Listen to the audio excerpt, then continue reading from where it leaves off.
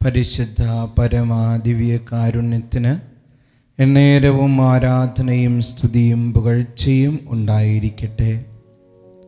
ഇന്നത്തെ ദിനം കർത്താവിൻ്റെ വലിയ കൃപയും അവിടുത്തെ സന്തോഷവും സമാധാനവും ഐശ്വര്യമൊക്കെ നിങ്ങൾക്ക് അനുഭവിച്ചറിയാൻ കഴിയട്ടെ. എല്ലാ മേഖലകളിലും സമൃദ്ധി ഉണ്ടാകട്ടെ. കുടുംബത്തിലെ മക്കൾ വിദ്യാഭ്യാസ മേഖലയിൽ നന്നായി പഠിക്കാനുള്ള അറിവും ജ്ഞാനം അവർക്ക് ലഭിക്കട്ടെ. നിങ്ങളുടെ ജോലി മേഖലകളിൽ നല്ലോണം അധ്വാനിക്കാനുള്ള കൃപ ലഭിക്കട്ടെ. ബിസിനസ് മേഖലകൾ സാമ്പത്തികമായിട്ട് ഉയരട്ടെ. എല്ലാ അനുഗ്രഹങ്ങളുടെ ഒരു ദിവസമായിട്ട് ഇന്നത്തെ ദിനം മാറട്ടെ. സമാധാനമായിട്ടിരിക്കണം, സന്തോഷമായിട്ടിരിക്കണം. ഇന്നത്തെ ടെൻഷൻസ് എല്ലാം ഈശോയിലേക്ക് കൊടുക്കുക. ഒരു ദീർഘനിശ്വാസത്തോടെ എല്ലാം ഈശോയിലേക്ക് ഒഴുക്ക്. ഫ്രീ ആവും. Make your self free. നീ ഫ്രീ ആവും. എന്തിനാ ടെൻഷൻ അടിക്കുന്നേ? എല്ലാം ഈശോയിലേക്ക് കൊടുക്കും.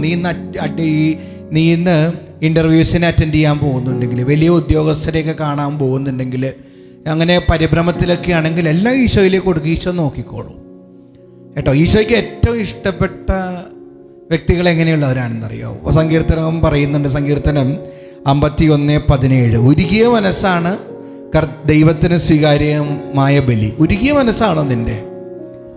ഉരുകിയ മനസ്സെന്ന് പറഞ്ഞാൽ എന്താ? വല്ലാതെ ഇങ്ങനെ ഈശോയെ വിളിച്ച് കർത്താവിൻ്റെ മുന്നിൽ കണ്ണീർ പൊഴിച്ചും കർത്താവിൻ്റെ മുന്നിൽ ഒരു എളിമയോടുകൂടെ നിന്നും താഴ്മയോടുകൂടെ നിന്നും ഒരു ശിശുവിൻ്റെ നിഷ്കളങ്കതയോടുകൂടെ നിൽക്കുന്ന മനസ്സാണ് ഉരുകിയ മനസ്സെന്ന് പറയുന്നത്. ഒരു പാപിനിയായ സ്ത്രീയെ നമുക്കറിയാമല്ലോ. ഈശോ ഫരിസേയൻ്റെ വീട്ടിൽ ഭക്ഷണത്തിനിരിക്കുമ്പോൾ ഒരു പാപിനിയായ സ്ത്രീ വന്ന് കണ്ണുനീര് കൊണ്ട് പാദങ്ങൾ കഴുകുകയും തലമുടി കൊണ്ട് തുടയ്ക്കുകയും പിന്നെ പാദങ്ങൾ ചുംബിച്ചിട്ട് സുഗന്ധ തൈലം പൂശുകയും ചെയ്യുന്നൊക്കെ നമ്മൾ കാണുന്നുണ്ടല്ലോ. അവൾ ഉരുകിയ മനസ്സായിരുന്നു. ഉരുകിയ മനസ്സായിരുന്നു.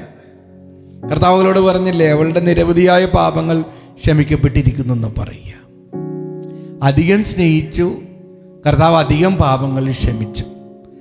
നീ അധികമായിട്ട് കർത്താവിനെ സ്നേഹിക്കുക. കർത്താവിൻ്റെ മുന്നിൽ നിൻ്റെ മനസ്സും ഹൃദയവും ജീവിതമൊക്കെ ഇങ്ങനെ തുറന്നു വയ്ക്കുക. നിൻ്റെ ജീവിതത്തിൽ നീ അനുഭവിച്ചുകൊണ്ടിരിക്കുന്ന ഓരോ സഹനങ്ങൾ എന്തിനാണെന്നറിയോ? കർത്താവിനോട് അടുക്കാൻ വേണ്ടിയിട്ടാണ്, വേറെ ഒന്നിനുമല്ല. നീ അത് മനസ്സിലാക്കാത്തടത്തോളം കാലം വീണ്ടും വീണ്ടും ഒരുക്കിക്കൊണ്ടിരിക്കുകയുള്ളൂ.